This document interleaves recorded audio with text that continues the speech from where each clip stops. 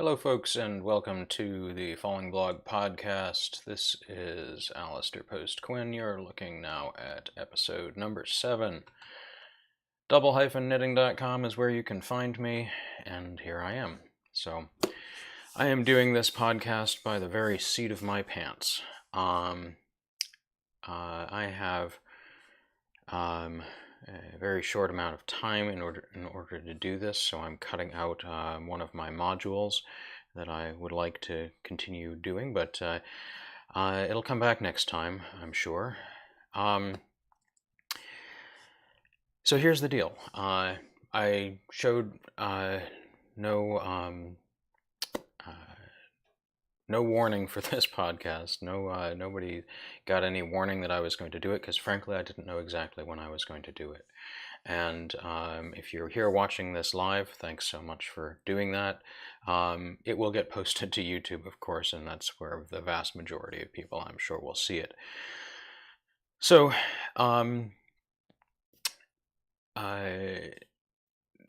we're going to start off, as usual, with the Fallingblox report. And so the first thing that I want to talk about is workshops. And the first workshop I want to talk about is the live one I just did.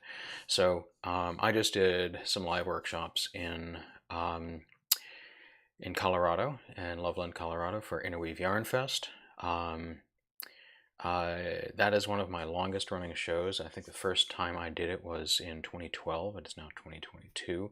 I haven't done it every single year, but I have done it a lot. I have to go back and check exactly how many times I've done that show. One way or the other, it's been a show that's been very good to me, and I very much enjoyed doing it. Despite the fact that it's in Colorado, of all places, I managed not to get COVID, so yay. I went actually for a few days ahead of the show to spend time with some friends who had recently moved to Colorado, and my wife came with me as a sort of little mini vacation. So it was nice to have her along with, and also to have some time to sort of acclimate to the time zone switch and the altitude. So that was good. She left just as I was going to the show. So she did a few things after, while I was still at the show, and she managed to get COVID. So she is now isolating from me, and part of the reason that my time is so short is because where I am currently sitting is the only place where she can isolate if she comes home. So she's right now staying with her mother. Her mother gave her COVID. So basically it's fitting that she's staying there at least for a little while, but she's gonna come back, and I miss her a lot, and we're gonna try to stay together even though she's still testing positive, just in separate parts of the house. So it's a bit of a risk that I'm taking, but I think it's a reasonable one. I think that we can manage to stay happier and healthier if she's just if we stay masked whenever we see each other, and we stay in separate parts of the house. Regardless, that's neither here nor there. I have to relinquish this space to her, and so I need to run this podcast now, or I'm not going to get to do it in the next week. So workshops.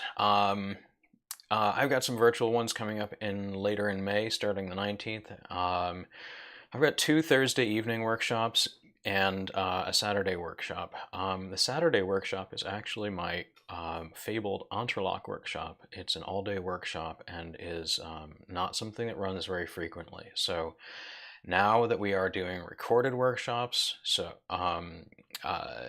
this is the first time the Entrelock workshop will actually be recorded for future viewers. So even if you can't make it, it might not be a bad idea to enroll anyway, because you will then get access to the recording. And those recordings, as with all the other recordings that I've been doing, stay up for at least 6 months. So it's a good amount of time, given that there's just a huge amount of technique in that workshop. So so May workshops are up. June workshops have not yet been scheduled. I will be honest, as we go through the summer, I expect workshops to slow down a little bit. Frankly, they're already slowing down, and I'm a little worried about the my ability to actually run these workshops. That's something that I should mention here, since I've just recently changed a little bit of policy. I'm going to be sort of evaluating each of these workshops as they get closer, and if I don't make a reasonable amount of money teaching each one, it may just get canceled. And I apologize for that to anybody who has booked one of the workshops. I'm going to keep pushing them as much as I possibly can, and I will have some disappointed folks, but I'm going to try my best to run the workshops as much as I possibly can. But I also have to keep in mind how much time they take, and my time is worth something, very much so. So the workshops are going to happen one way or the other. If something gets canceled, very likely what I'll do is I'll push it ahead to the next month and try again. I'll give folks who are in the workshop an option to move their enrollments rather than just get canceled. But yeah, we'll figure that out as we go. It's a new policy. So far, I haven't really ever had to cancel a workshop for enrollment purposes, but I've got to figure out a way to make sure that I have the freedom to do that, and letting people know ahead of time is the first way to do that. So, regardless, other stuff in the Fallingblox report. I still don't have any real news on the house front. Still working from my rental apartment in Cambridge, and if everything goes well, we should have a place in another year or so. But I don't want to jinx it. I will simply say that things are moving forward in some way, and once I've got some definite news, I'll absolutely let everyone know. Okay, so we're going to move on to the next section, which is what's on my needles. For a change, I actually do have something on my needles, which is nice. But I first want to show off a couple of pieces that have come off of other people's needles, patterns of mine that I finished designing a while ago, and finally have gotten finished pieces. Both of these are now out as standalone patterns. The first one is called Vesica, and it is this quite huge piece. It's in order to get the level of detail I wanted out of this, I'm going to take away this. There we go, a little more room. In order to get the level of detail out of this that I wanted, I needed to make it quite large. That or go down a needle size, or go down, yarn or needle sizes. And part of what I was doing this piece for was to show off a particular yarn. And so I really only had the option to go down needle sizes, and I really didn't want to go a lot further down from where I am here. It is a DK weight, although it acts a little more like a sport weight. So it's done on US 4s, and it's got a nice drape to it. I could have gone down to US 3s, I think, probably comfortably, but that wouldn't have changed the size radically. So as you can see, it's a good like 10 inches across, which almost puts it into stole rather than scarf category. But the general idea behind this one, as you can see, is this set of intersecting circles. You may recognize these if you are a yoga fanatic. This is sort of an extension of the flower of life symbol. I checked with some folks who are enthusiasts of sacred geometry to see whether this construction of flower of lives is actually something that gets done. In general, when this flower of life symbol is expanded, it's expanded in all axes, which means that it ends up as this rather large circular construction. This is, as you can see, a long, thin construction made by stacking them on top of each other. It's called Vesica because the flower of life is made up of these two intersecting circles called the Vesica Pisces, or something to that effect, tiled in a certain way that it makes this flower shape. So Vesica is this piece. It is out as a pattern on Ravelry and on Love Knitting as well. Love Crafts, I think, is the name now, for $4.95. So it's a basic pattern, intro level, but it's not, you know, it's a lot of knitting, but it's yeah, it's just an intro level piece. I did do something extra in this chart to help out folks who are having trouble following this fairly involved chart, even though it is just using knits and purls and regular double knit color changing. There are numbers built into the charts to help you understand how many pairs you have to do before the next color change. So it's not verbally written out, but there are numbers built into the chart to help you with keeping track of it. So that piece, as with the last one I showed in the previous podcast, is a sort of a showcase for yarn that I found recently. It's a Rowan felted tweed or felted tweed color, the new gradient line. Of course, I've worked with felted tweed solids before, but this new gradient line, I really wanted to show it off, and so I did a gradient and solid variety. So here's the other one, the third one. This one is called Arabiyya, and it is based off of a chart that I found years and years ago. And I've figured out no source for it. I have no idea where the chart came from, but it looks to me something in the Arabic or Moroccan embroidery or graphic styles. So I have been thinking about an Arabic name for it, or for its relatives. And I say relatives because this is not what the original chart looked like. The original chart was considerably more complicated. This is taking elements of that chart and tiling them, and it doesn't really resemble the other chart in any great way, but it does resemble it somewhat. It's definitely possible to tell that it's from the same chart. That said, that chart was never used for a pattern. It was something that I've been playing with and trying to figure out what to do and how to do it, but I've never actually done anything with it until now. So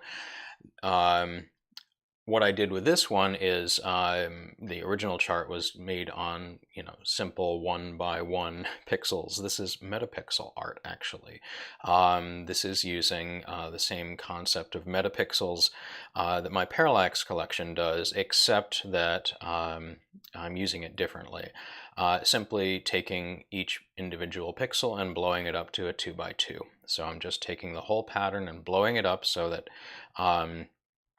it has more visual room to play without without getting more complex in terms of fine lines. So one of the neat things about this one is that every even numbered row, every layer 2 row where you're looking at this layer, is a matching row, a rest row, a row where everything in the row matches what's in the row below, stitch and color. So it's very nice to only make your changes along the layer 1 rows, and then on the layer 2 rows going back, you just match everything, and then the next layer 1 row you do is where things change again. So that makes this really easy to do in some ways. It has, as you can see down at the tips, it has a couple of points. So we start off with a tiny little cast on and increase up to sort of create a little intrigue at the tips of the scarf. That's actually optional.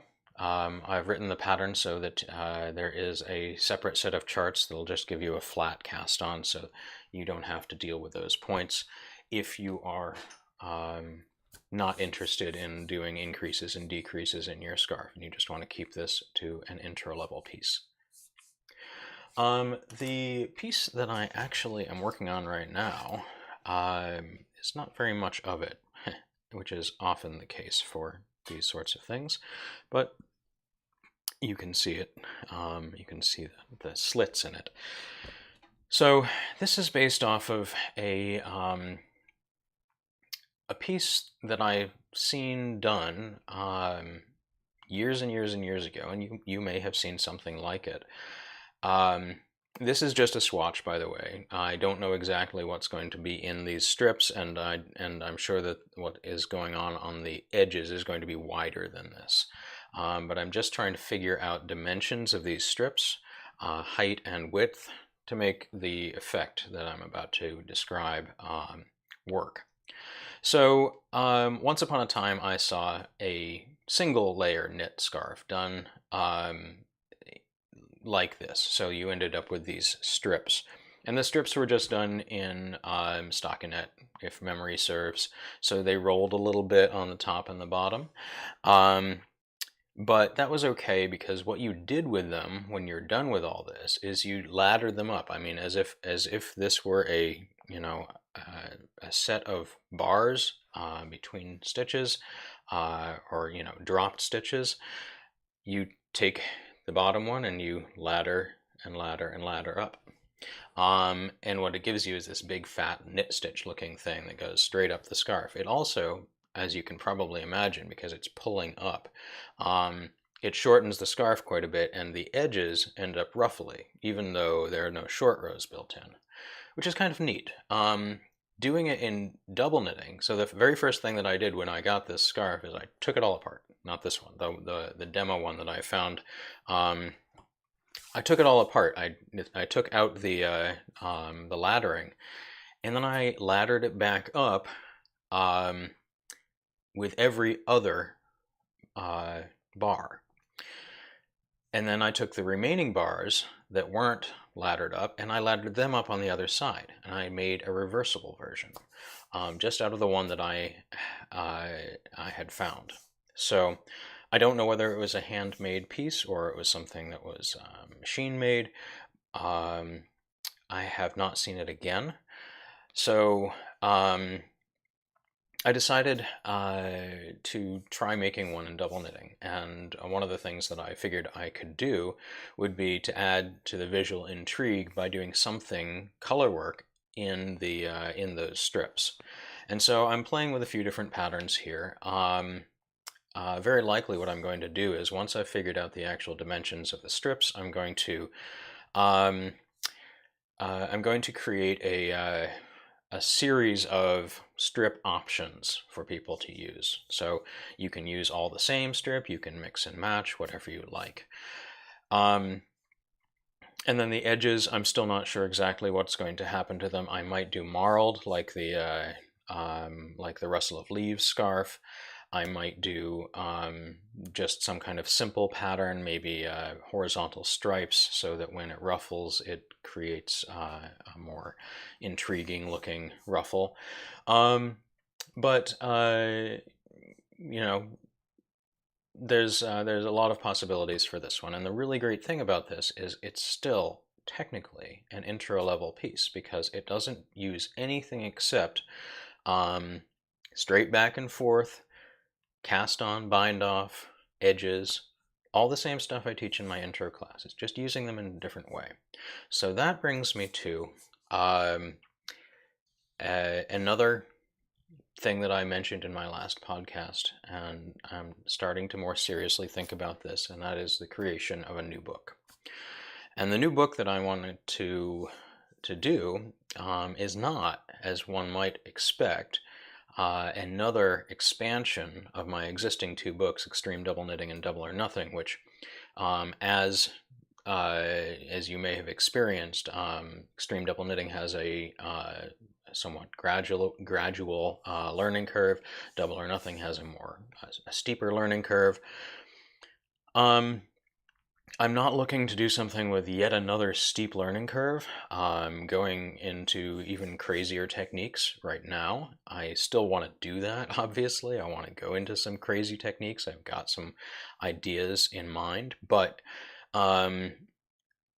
something that's seriously missing from my my bibliography here is a just truly basic intro book. But an intro book from my point of view, where I give you a whole bunch of techniques and then I use them in interesting ways. And the techniques that I'm going to give you in a book like this are the same kinds of techniques that you would get in my intro class, with, of course, better selvages. The cast on, the bind off, the selvage. I might give you some extra cast ons, some extra bind offs. But I'm not going to go into increases and decreases. I might go into decreases right at the end just to give people hat options. But you can do quite a lot with rectangles, squares, tubes, and creative things to do with cast-ons and bind-offs. So, this is just strips of, cast on and partially bound off and then immediately cast it back on again. It's a lot of work, but it is all just using techniques that would be found in an intro class and therefore an intro book. So that's the idea, is to make a book that is truly an introduction to double knitting. A lot of that book potentially would be able to be knitted by other people, which means it'll speed up my process of creation. And of course, a lot of it is already written in a way. I've got bits that I can pull out of my existing books. I've got bits I can pull out of my my workshops, and of course I can expand on things as needed, to add more different ways of teaching. So we'll see where that goes. Right now, the furthest thing from my mind is adding more stuff to my plate, but I am overdue for another book, and I really should get one going. So that's something I'm thinking about, something I'm going to work on in the next several months, see if I can get it to a point where I am comfortable with the amount of stuff that's in the book, potentially, and I feel that it's interesting enough. And this may actually be something that I could market to a major publisher. None of my other books would be major publisher material, as you've probably already found. The techniques are just a bit too niche for major publishers to have too much interest in, which is why I have self-published them so far. So I'm going to skip over my pattern focus. I've talked a lot about some of my patterns here already. I'm going to skip over the pattern focus and I'm going to jump right into something that I have been meaning to film for a while, which is a technique video. So this is going to be the technique of the month. And the technique video in question is going to be weaving in ends in double knitting.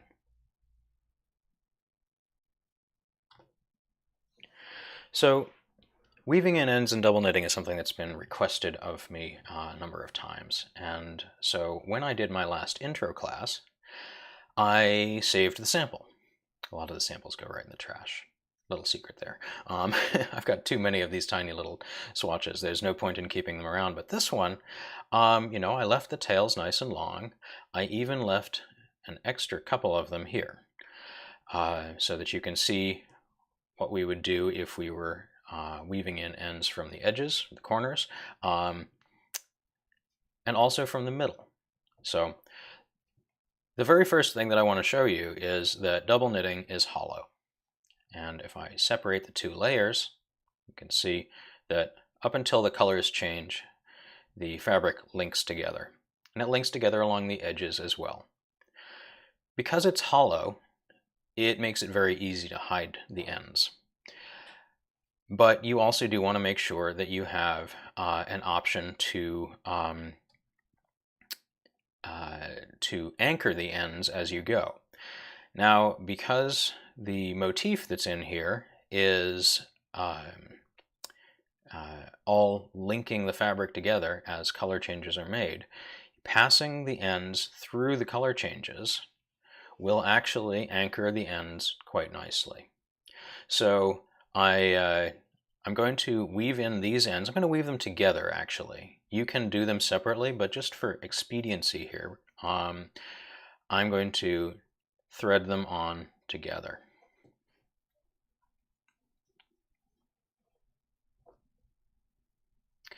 And I'm going to pass them into the body of the work as close to where they came out as possible.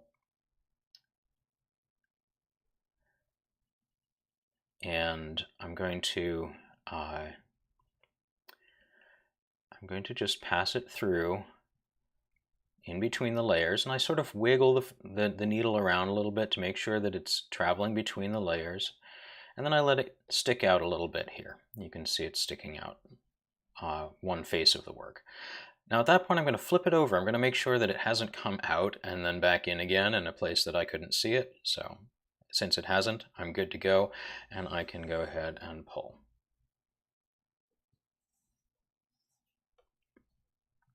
Now, the first thing that you'll notice is that when you do that, it's going to sort of pull in here the corner. So just give the corner a little tug so that it's not distorted too badly.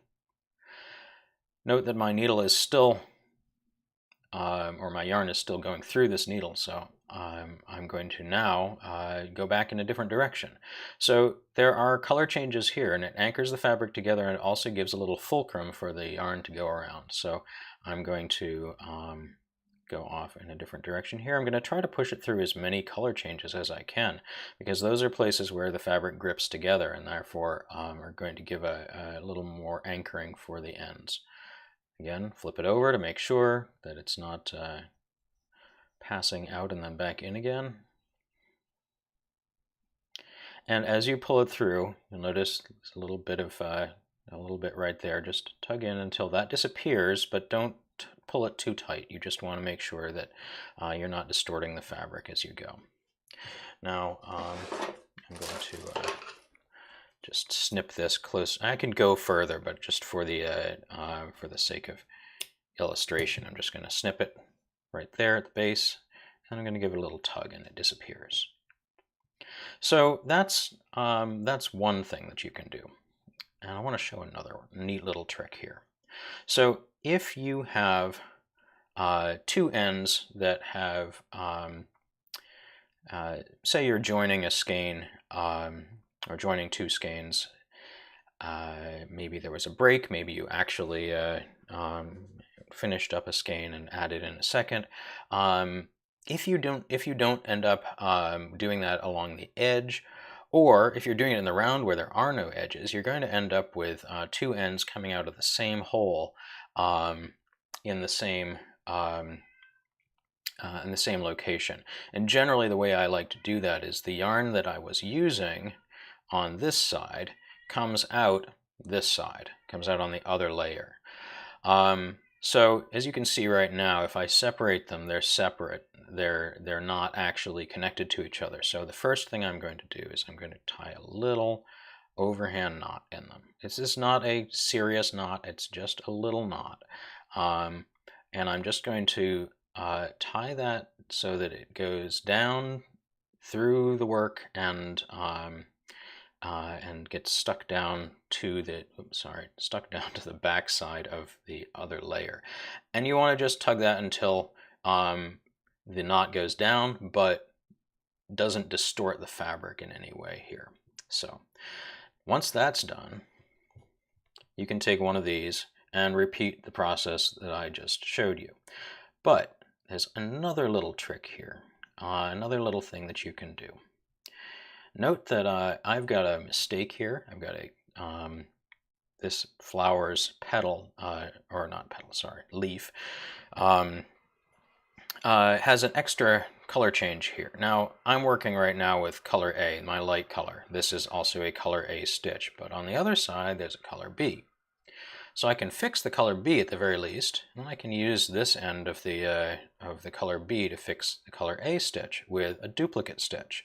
This is another great thing to do to anchor in an end, because a duplicate stitch is a very good way to anchor in an end, and it fixes a mistake if you have one.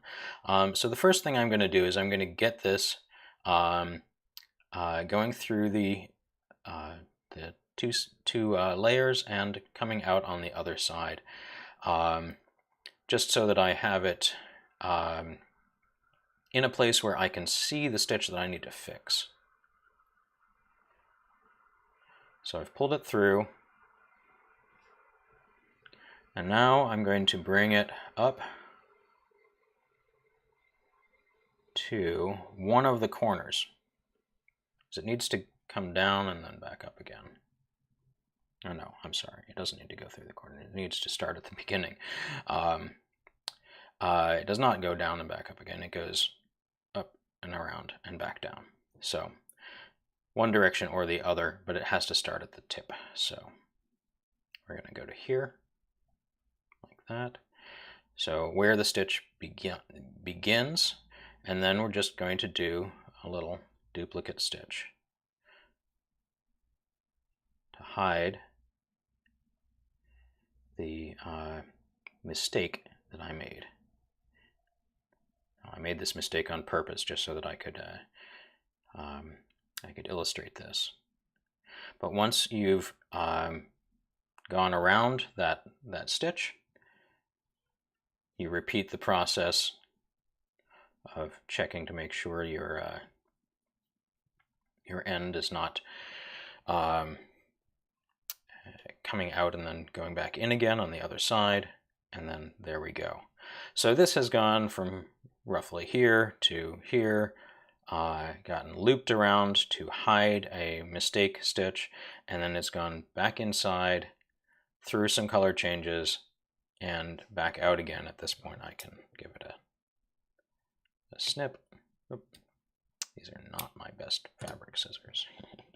There we go. So there we are. I'm not going to continue this. You can imagine the other ends being woven in, but you have seen now ends being woven in from the corner. The same general idea happens if the ends are along the edge. You just want to make sure that they go in roughly where they came out and weave them through. You can also weave them around if you want. Rather than going zigzag through, you can go like this. You've got a number of different paths that you can use, but the important thing to remember is double knitting is hollow. Ends can be hidden easily by simply tucking them inside the work. And once they've done enough inside, they can be snipped, and then you tug the work, and it'll pull them inside, never to be seen again. If you have grippy yarn that is largely animal fiber, not superwash, you will have a better time of, or an easier time of doing that, because it will sort of felt to itself. If your yarn is not as grippy, you might need to do more zigzagging or looping through, in which case you might want to have longer tails. So, so there we go. That's weaving in ends in double knitting. Hopefully that will help you with your finishing.